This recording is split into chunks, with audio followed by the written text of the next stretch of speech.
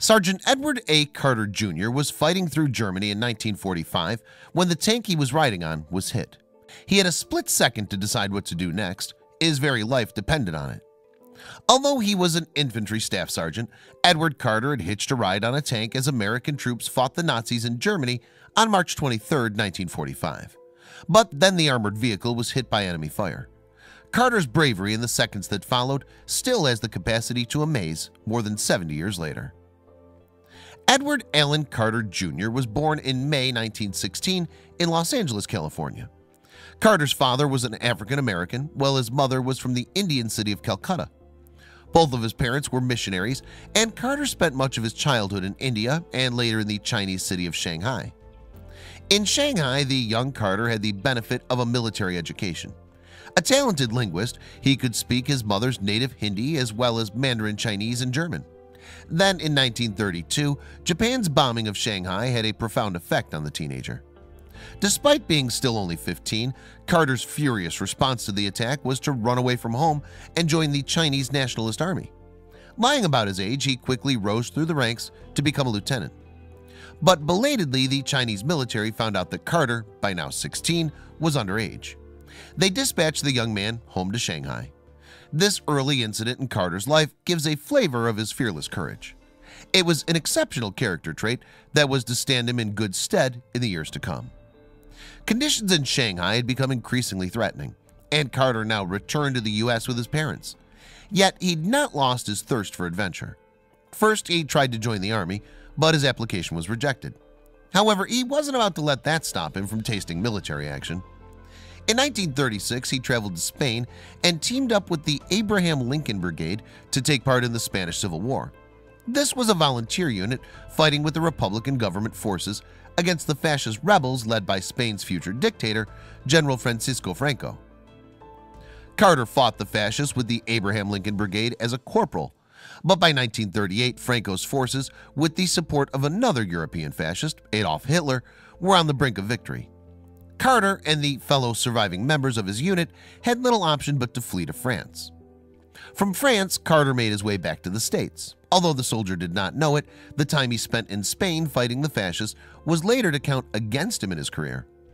Back in his home country, Carter fell in love. Wasting little time, he tied the knot with his new sweetheart, Mildred, in Los Angeles in 1940. Then in September 1941, just weeks before Japan's attack on Pearl Harbor drew America into World War II, Carter finally joined the U.S. Army. Previous combat experience in China and Spain gave him a head start on his fellow recruits, and he was soon promoted to staff sergeant. Carter was posted to the European Theater of War in 1944, but despite his previous combat experience, he was given an administrative job organizing supplies. Among the possible explanations for this are that, as an African American, Carter may have been the victim of racist discrimination, back then an all too common occurrence. Certainly, Carter's experiences in the U.S. when he joined up lent credence to his explanation. He'd seen for himself the prejudice and even physical abuse meted out to African Americans during training at Fort Benning in Georgia, and those who had resisted had in many cases been dishonorably discharged. Carter himself, despite his rank of sergeant, had been forced to accept the position of cook. But there's another possible explanation for Carter's treatment in the Army, in its way even more sinister. Not long after he joined the Army, an intelligence file on him had been opened. His time fighting fascists in Spain was coming back to haunt him. One entry in Carter's file said that because he had been attached to the Abraham Lincoln Brigade, it was advisable that he should be watched carefully. While not necessarily communist, the report continued, he'd been exposed to communism. His time in China and his ability to speak Mandarin were also regarded as suspicious. Henceforth, each of Carter's commanding officers was instructed to keep a close eye on him. But Carter knew nothing of this, and once in Europe, he forsook his rank in order to join a combat unit as a volunteer. Now in the 56th Armored Infantry Battalion of the 12th Armored Division, his commanding officer, Captain Floyd Vanderhoff, quickly spotted Carter's martial talents and promoted him back to sergeant. And Carter's qualities were recognized by a much more senior staff. General George S. Patton, who appointed him as one of his bodyguards. So at last, Carter was able to get into combat in World War II.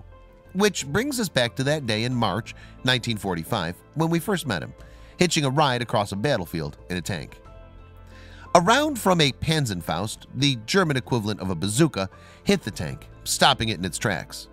Unscathed, Carter and 3 buddies jumped from the stricken vehicle. Another round might come in at any moment, and the 4 were dangerously exposed in an open field. They ran for cover.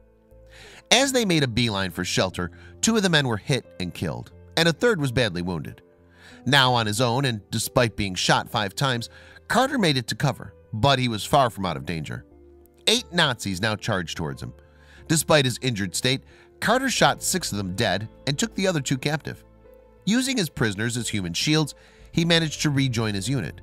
The 2 Germans, it turned out, had crucial information about enemy troop placements.